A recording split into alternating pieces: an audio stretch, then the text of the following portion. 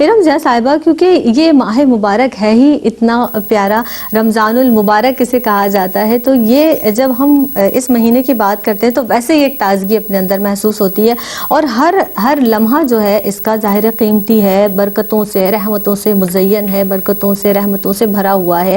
اب ہم یہ چاہتے ہیں، میں آپ سے یہ ضرور پوچھنا چاہوں گی کہ وہ اوقات جس طرح سے جو نظام اوقات اس طرح ہم ترتیب دے لیں، اس تعلق سے آپ بتائیے گا، تاکہ اس کا جو ہماری روٹین ایسی ہو جائے کہ اس کا ایک ایک لمحہ ہم بہتر انداز سے یوٹیلائز کر سکیں۔ کیا فرمائیں گے اس تعلق سے؟ اعوذ باللہ من الشیطان الرجیم، بسم اللہ الرحمن الرحیم۔ زینب، تم نے اپنے انٹرو میں جیسے کہا کہ سرکار علیہ السلام رجب سے ہی رمضان کی تیاریاں شروع کر دیتے تھے، اور آپ جو دعا مانگتے تھے کہ یا اللہ رجب اور شعبان میں میرے لیے برکت نصیب فرما، مجھے رمضان تک پہنچا، تو اللہ اپنے حبیب پاک کے صدقے میں ہر مسلمان اہل عالم اسلام کے لیے ان مہینوں میں برکات نصیب فرما کے ہم کو نہ صرف یہ کہ رمضان نصیب کریں بلکہ رمضان میں عبادتوں کو قبول کریں، اور اللہ تعالیٰ اس رمضان کو ہمارے لیے ایسا بنا دے کہ ہماری زندگیاں بدل جائے اور ہم ویسے ہو جائیں جیسے ہمارا رب چاہتا ہے۔ دیکھو، ہم ہر سال استقبال رمضان کے پروگرامز کرتے ہیں، ہم ہر سال اپنی بہنوں سے گفتگو کرنے کی کوشش کرتے ہیں، ان کو یہ بتانے کی کوشش کرتے ہیں کہ آپ اپنے ٹائم کا ڈویژن کیسے کیجئے۔ خوش قسمت ہیں وہ لوگ جنہیں رمضان الشریف نصیب ہوتا ہے، خوش قسمت ہیں وہ لوگ کہ جو اس میں عبادت کر سکتے ہیں، خوش قسمت ہیں وہ لوگ جس میں کسی کے کام آ سکتے ہیں، خوش قسمت ہیں وہ لوگ جن کے دسترخوان وسیع ہو جاتے ہیں، خوش قسمت ہیں وہ لوگ جن کے دلوں میں نرمی ہو جاتی ہے، خوش قسمت ہیں وہ لوگ جو سخاوت کا راستہ اپنا لیتے ہیں، اور خوش قسمت ہیں وہ لوگ جو اللہ کی دی ہوئی کتاب کلام پاک کی نہ صرف یہ کہ تلاوت شروع کر دیتے ہیں بلکہ اس کو سمجھنا بھی شروع کر دیتے ہیں کہ سمجھ کے زندگیوں میں بہتری آتی ہے۔ کہ دیکھو، مولانا روم رحمت اللہ علیہ بڑی خوبصورت بات فرماتے ہیں کہ اگر تم قرآن کو نظر سے دیکھو گے تو الفاظ دکھیں گے، اگر قرآن کو دماغ سے دیکھو گے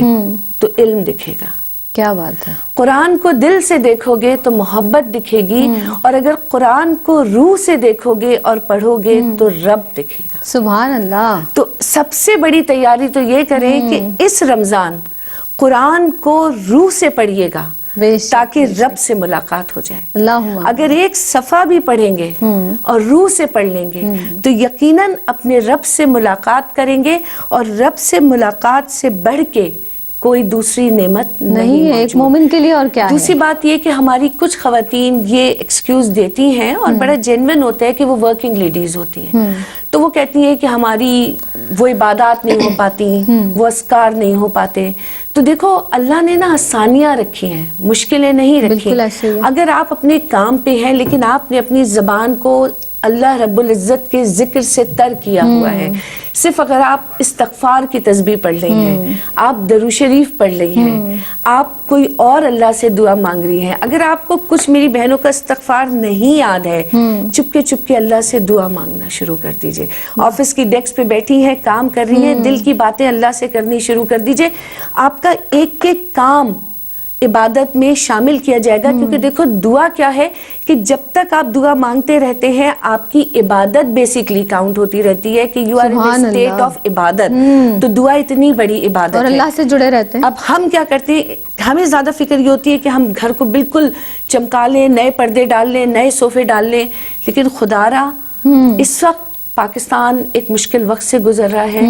اہل عالم اسلام کے لیے اس وقت ایک بہت بڑا امتحان ہے۔ تو میں سمجھتی ہوں کہ نئے پردے، نئے صوفے، نئے کارپیٹس ڈالنے کے بجائے اپنے بجٹ میں سے وہ چیزیں نکال کے کوشش کیجیے گا کہ کسی سفید پوش کے گھر کا چولہا جل سکے۔ بہت اچھی تو یہ سب سے بڑی تیاری ہوگی اس رمضان کی کہ ایسے لوگ تلاش کیجئے کہ کن کن کی مدد ہم کر سکتے ہیں کہ ان کی عزت نفس بھی مجروح نہ ہو اور ان کے گھروں کا چولہا بھی جلے۔ سبحان اللہ۔ اور سب سے بڑھ کر یہ کہ اس رب کا اتنا شکر ادا کیجئے کہ اللہ رب العزت نے آپ کو دینے والے ہاتھوں میں شمار رکھا ہے، تو اللہ تعالیٰ نے جب آپ کو دینے والا بنایا ہے، اس رب نے اتنا نواز دیا ہے تو اس کے بندوں میں تقسیم کیجئے۔